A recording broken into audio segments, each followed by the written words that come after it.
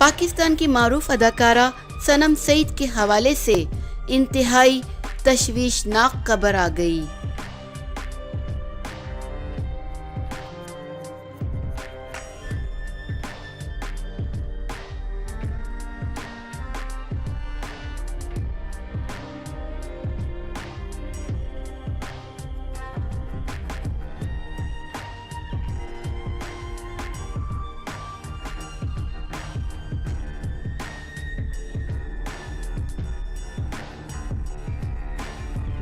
پاکستان کے لیے پروازیں نہ ہونے کے باعث فلم میڈ ان چائنا کی شوٹنگ کے لیے تھائی لینڈ جانے والی اداکارہ صنم سعید اور دیگر اداکار فلم کے دیگر عملے کو وطن واپسی میں مشکلات کا سامنا ہے۔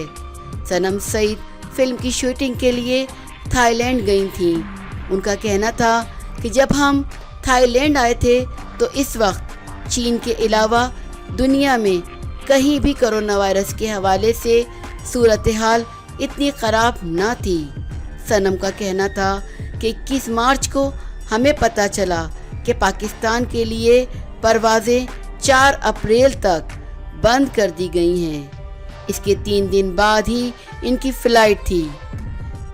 پاکستان حکومت نے دنیا کے مختلف ممالک میں پھنسے پاکستانیوں کو واپس لانے کے لیے خصوصی فلائٹس کا فیصلہ کیا ہے، لیکن اس میں تھائی لینڈ کا نام نہیں تھا۔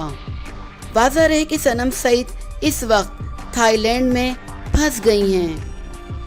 ان کا کہنا ہے کہ حکومت پاکستان انہیں تھائی لینڈ سے واپس بلانے کا انتظام کرے۔